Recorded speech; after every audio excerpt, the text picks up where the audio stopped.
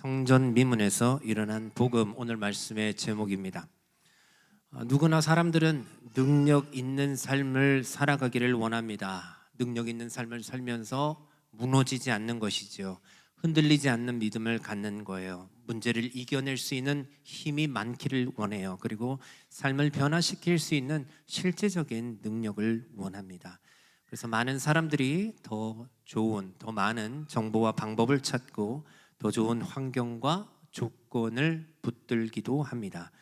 그런데 우리가 경험해 보았지만 아무리 그렇게 좋은 것들을 다 알아보고 노력하고 경험해 보아도 우리가 완전해지지 못하다는 것을 깨닫게 됩니다.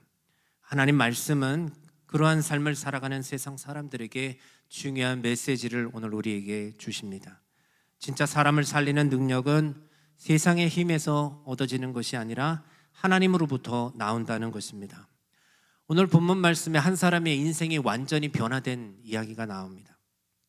나면서부터 걷지 못하던 사람이 다른 것도 아니요, 우리가 찬양했습니다. 예수의 이름 때문에, 예수 그리스도의 이름으로 일어나 걷게 됩니다. 성경에 나오는 기적의 이야기들을 한번 이야기해 봅시다 라고 할 때 꼭 나오는 이야기 가운데 하나라고 생각합니다. 그러나 이 기적이 단순한 기적이 아니라 기도하는 사람들을 통해서 예수의 이름이 선포되어질 때 성령 하나님께서 어떻게 역사하시는지를 우리에게 본보기로 보여주시는 중요한 말씀이에요.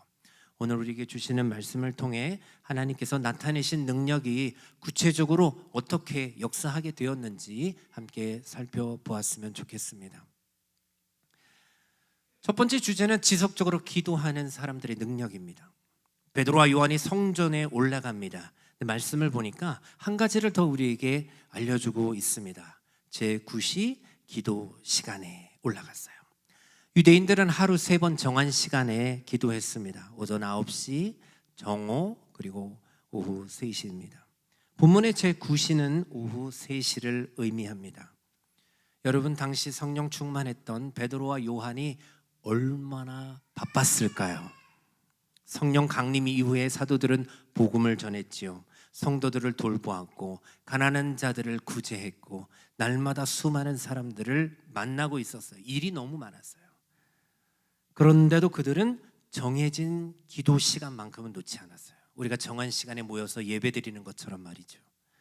바쁜 일이 생겼다고 기도를 뒤로 미루지 않았고 사역이 많다 해서 기도를 생략하지 않았습니다. 더 바쁠수록 하나님 앞에 나아갔어요. 이것이 초대교회 사역의 가장 중요한 비밀입니다. 그들의 능력이 그들의 재능이나 경험에서 나온 게 아니라는 걸 보여주는 거예요. 오직 어디에서 나왔습니까? 기도에서 나왔다는 거죠. 예수님도 이 땅에 계셨을 때 너무나 바쁘셨어요. 밥을 드실 수 없을 만큼 바쁘셨어요. 그럼에도 불구하고 예수님 늘 기도하셨어요. 새벽 미명에 한적한 곳으로 가셔서 기도하셨고 중요한 일을 앞두시고는 밤을 새워서 기도하셨어요. 그리고 제자들에게도 능력을 행하신 다음에 이렇게 말씀하셨어요. 기도 외에는 다른 종류가, 이런 종류가 나갈 수 없다. 영적인 능력이 기도로 가능하다는 거예요. 기도로 유지된다는 거예요. 성령 충만도 마찬가지입니다. 우리가 이전에 예수님 만났을 때 감격이 있지 않습니까? 그 한 번의 감격, 한 번 은혜를 크게 받았다고 해서 평생 자동으로 죽을 때까지 은혜 충만한 상태에 머무는 것이 아니잖아요. 와이파이 라우터가 하나 장만했다고 해서 인터넷이 되는 게 아니에요. 매일 신호를 잡아야 돼요. 연결이 돼야 됩니다. 그처럼 계속해서 우리 믿음의 사람들은 하나님과 연결되어 있어야 되는 거예요. 근데 그 연결을 우리가 뭘로 해요? 기도로 한다는 거죠. 기도가 끊어지면 하나님의 뜻보다 내 뜻이 더 커져버립니다. 위험해요. 기도가 줄어들면 말씀이 들리지 않습니다. 세상 염려가 내 마음을 다 덮어버리기 시작합니다. 기도가 살아있다는 건 너무나 중요하죠. 그래서 믿는 사람은 기도해야 돼요. 환경이 어려울지라도 마음이 무너지지 않아요. 기도하는 사람은. 왜요? 하나님을 믿기 때문에. 그 이름의 능력을 믿기 때문에. 문제가 없어지는 건 아니에요. 그런데 문제 가운데서도 계속 하나님의 도우심을 바라보고 있다는 거죠. 우리가 기도할 때 구해서 받는 것들도 물론 있습니다. 그런데 사실 기도는 하나님과 연결되는 시간이거든요. 그래서 어떤 분들은 기도가 영혼의 호흡입니다 라고 그렇게 말해요. 동의합니다. 정말 맞는 표현이에요. 사람이 숨을 쉬지 못하면 살 수 없잖아요. 기도하지 않으면, 기도가 없으면 영적으로 살아있을 수가 없어요. 그래서 기도하면 영적으로 살아있을 뿐만 아니라 하나님께서 그 기도하는 사람을 통해서 능력을 허락하세요. 새 힘을 주세요. 지친 마음을 회복시키시고 흔들리는 마음이 탁 붙들어지게 되고 사람의 힘으로 감당할 수 없는 일들을 행하게 하십니다. 베드로와 요한이 그 일을 했다는 것을 오늘 말씀은 보여주는 거예요. 정한 시간에 기도하러 갑니다. 성전 미문에 앉아 있었던, 나면서부터 걷지 못하던 안전뱅이를 만나게 돼요. 그 사람을 일으켜 세우는 기적을 일으키게 됩니다. 이 기적이 갑자기 일어난 것 같지만 그들의 기도의 삶 속에 나타난 열매라는 것을 우리가 깊이 생각해야 됩니다. 기도하는 사람에게 하나님의 능력이 흘러넘치게 된 것이죠. 그래서 우리 교회가 아무리 많은 사람들이 모인다 할지라도 약한 교회, 헐렁한 교회를 만들겠다 그러면 기도 안 하면 됩니다. 와우, 동의하네요, 여름이도. 그러나 두세 사람이라 할지라도 기도한다면 강한 교회 세워갈 수 있는 거예요. 하나님은 지금도 기도하는 사람들을 통하여 역사하신다는 것을 꼭 믿으시기를 바랍니다. 많이 아는 사람보다 하나님 앞에 무릎 꿇을 수 있는 사람을 하나님은 사용하세요. 조이풀의 성도 여러분, 여러분의 삶에 정한 기도 시간이 있기를 축복합니다. 도저히 나는 못 정하겠다, 바빠서 나는 잘 계획을 세우지 못한다 하시는 분들은 그냥 일찍 일어나시면 됩니다. 일찍 일어나셔서 다 새벽기도 참여하시면 돼요. 남는 시간에 기도하려고 하면 평생 여러분 기도할 수 없을 거예요. 그래서 기도하는 데에도 결단이 필요해요. 본문처럼 기도 시간을 정해야 됩니다. 하루 중 내가 하나님 앞에 서 있을 수 있는 시간을 정리해 보는 거예요. 짧아도 괜찮아요. 중요한 거, 우리 모두의 성도들의 영혼의 호흡이 끊이지 않도록 지속적으로 하나님 앞에 나아갈 수 있어야 된다는 거예요. 기도하는 사람은 여러분 쉽게 무너지지 않습니다. 기도하는 사람은 성령의 능력 안에서 살아가요. 기도하는 사람은 세상 속에서도 하나님 사람답게 살아갈 힘을 얻게 됩니다. 이번 한 주간 여러분들이 오늘 충분히 생각하시고 결단하신 대로 기도의 자리로 나아갈 수 있기를 축복합니다. 그렇게 하나님과 연결된 관계 속에서 성령의 충만함을 누리고 하나님의 능력을 경험하고 세상 가운데 하나님의 살아계심을 나타낼 수 있는 능력의 삶을 저와 여러분이 살아갈 수 있기를 기도합니다. 여러분, 기도하는 사람들이 모여있는 조이풀 교회가 세상에 전해야 할 메시지가 있습니다. 우리의 가장 큰 보물이 은과 금이 아니라 예수 그리스도의 그 이름이라는 사실입니다. 베드로와 요한이 제9시 기도 시간에 성전으로 올라갑니다. 그때 성전 문 앞에 있는 한 사람을 만나게 되지요. 그 사람 나면서부터 걷지 못한 사람입니다.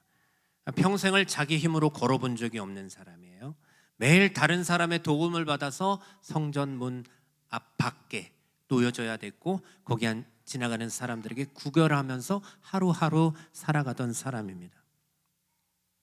미문이라는 말은 아름다운 문이라는 뜻입니다. 성전에 여러 문이 있는데 그 가운데 특별히 크고 화려하게 만들어진 문이 있었어요. 많은 사람들이 그곳으로 드나들겠지요. 그래서 구걸하는 사람 입장에서는 그 자리가 가장 좋은 자리였을 겁니다. 사람이 많으니 도움받을 기회가 많은 것이죠. 날마다 그 자리에 앉아서 사람들에게 손 내밀며 살아가는 것입니다. 그런데 그날 베드로와 요한이 지나가면서 그 사람을 바라봅니다.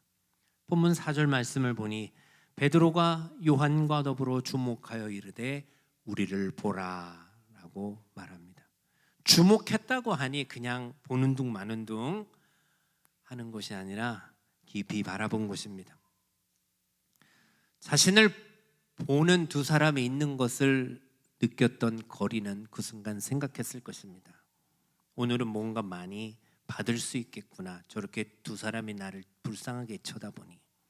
누군가 나를 본다는 것은 도와주겠다는 의미로 생각할 수 있잖아요. 이 사람도 그들을 쳐다보았어요. 5절 말씀 함께 봅니다.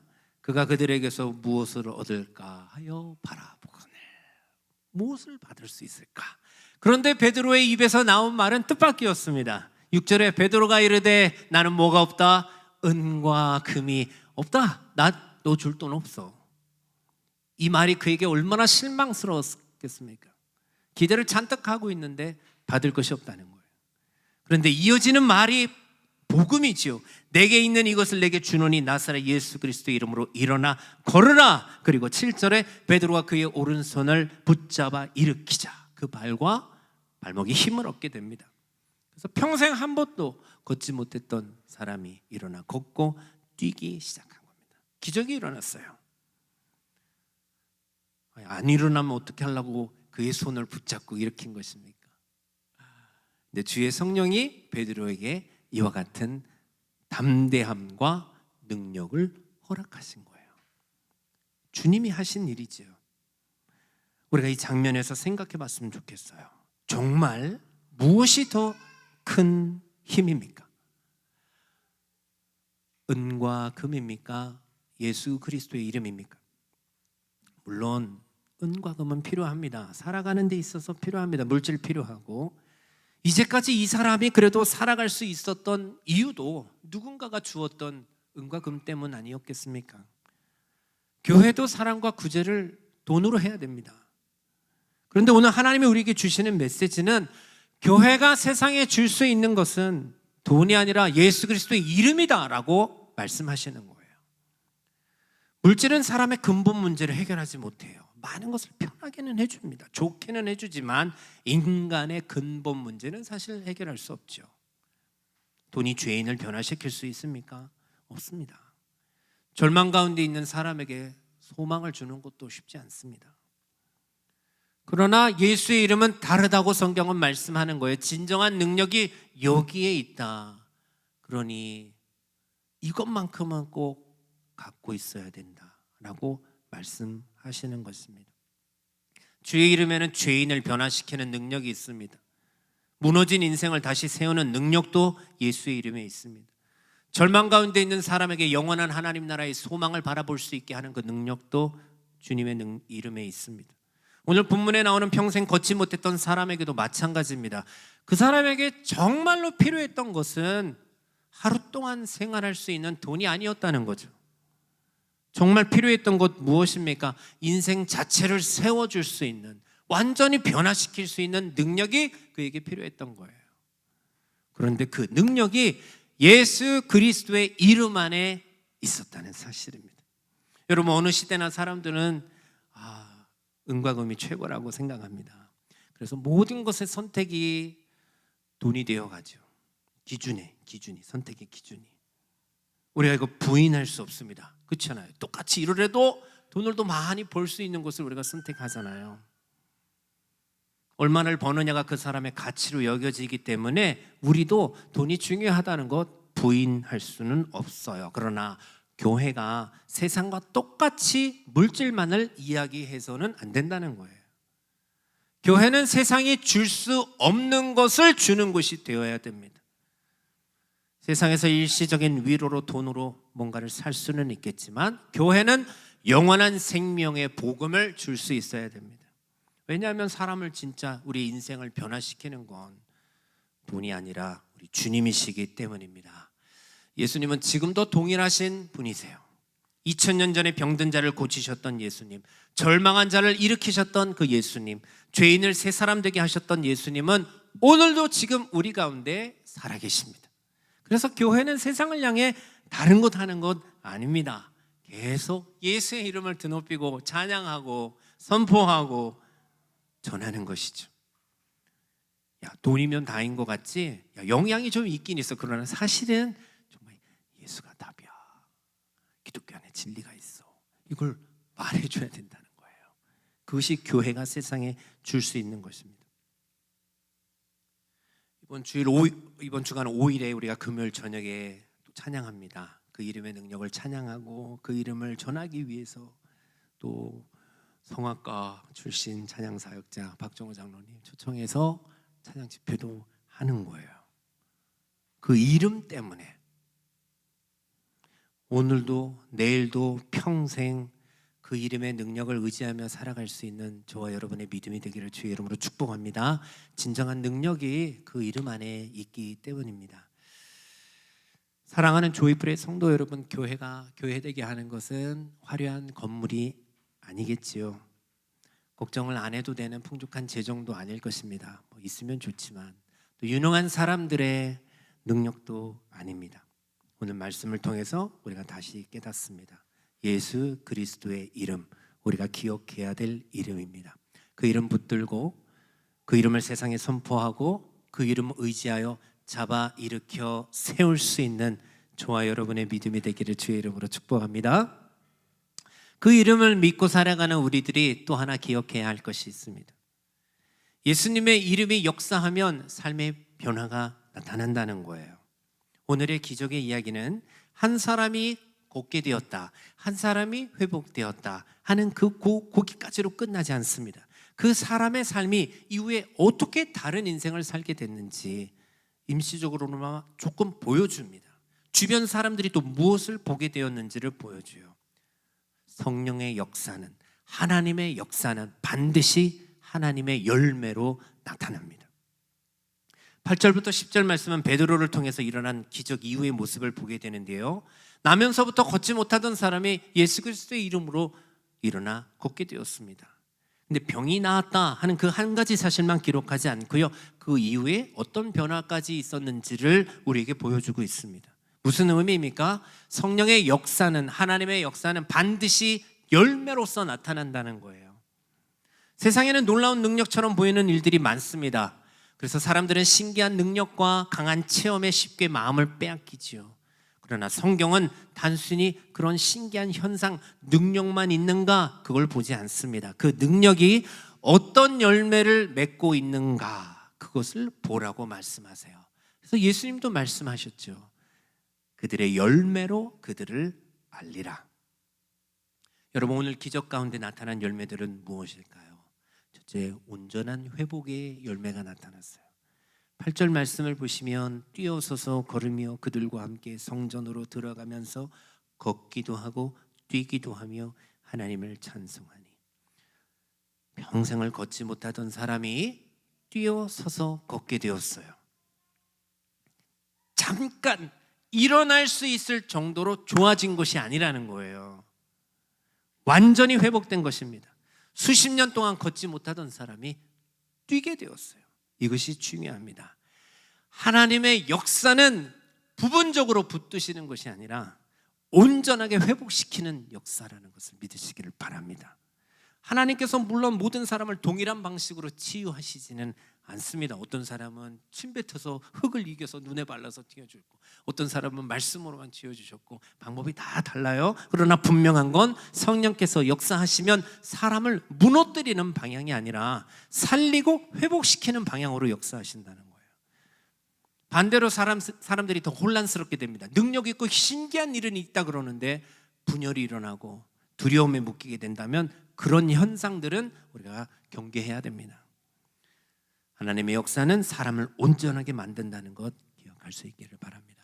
또 성령의 역사는 어떤 열매를 맺습니까? 예배의 회복이 일어납니다. 이 사람이 걷게 된 것도 놀랍지만 저에게 더 울림을 주었던 건 이 회복된 이후에 이 사람의 모습이에요. 걷게 된 사람이 가장 먼저 어디로 갔습니까? 놀러 갔습니까? 성전으로 들어갑니다. 이 사람 늘 성전 문 밖에서 구걸만 하던 사람이었잖아요. 그런데 이제 성전 안으로 들어갑니다. 하나님을 예배하는 사람이 됩니다. 성령의 역사이며 하나님이 기뻐하시는 열매예요.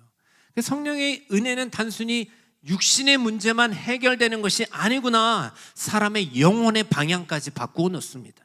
그래서 예배가 회복되는 거예요. 성령께서 역사하시면 사람 안에 하나님을 사모하는 마음을 성령이 허락하십니다. 말씀을 따라 살아볼까? 내가 부모님 말씀도 안 들었는데 하나님 아버지의 말씀을 따라 살아볼까 하는 마음도 들고요. 기도드리면서 하나님을 더 의지하고 싶고 다 맡겨드리고 싶고 매주일 예배의 자리를 사모하게 됩니다. 반대로 아무리 놀라운 체험을 했다 할지라도, 아무리 TV에 나가서 간증을 했다 할지라도 그 이후의 삶에 예배가 없고 하나님을 사랑함이 없다면, 말씀에 순종이 없고 예배 회복은커녕 이전 삶의 회복으로서 여전히 죄짓고 살아간다면, 이스라엘 백성들이 홍해를 건너는 엄청난 은혜를 받았음에도 불구하고 광야 속에서 하나님의 말씀을 순종하지 못해서 다 멸망당하였던 것처럼 그렇게 멸망당하는 것입니다. 그래서 우리는 오늘도 성령의 역사를 구하고 하나님께 이처럼 예배를 드릴 수 있음을 귀하게 여길 수 있기를 바랍니다. 세 번째 열매는 세상의 선한 영향력입니다. 사람들이 이 사람을 보고 깜짝 놀랐습니다. 저 구걸하던 자인데, 10절 말씀 봅니다.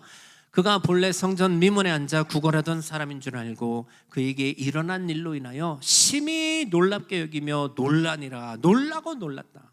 거룩한 두려움을 느낄 정도로 놀랐다는 거예요. 상식을 뛰어넘는 일을 보고 샥을 받은 거예요. 이 사람들이 이 사건을 통해 무엇을 본 것입니까? 하나님 살아계시는구나.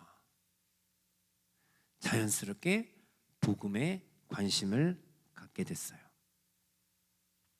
여러분, 성령의 역사는 세상 사람들에게 선한 영향을 주는 열매로 나타납니다. 교회를 더 신뢰하게 만들고 하나님을, 말씀을 좋은 의미에서 더 궁금하게 만들고 복음의 마음을 활짝 열게 만들어요. 그래서 여러분, 우리는 어떤 놀라운 일들이 일어날 때 그 현상에만 관심을 갖는 것이 아니라 그 현상으로 인해서 나타난 열매가 무엇인지까지도 보아야 됩니다.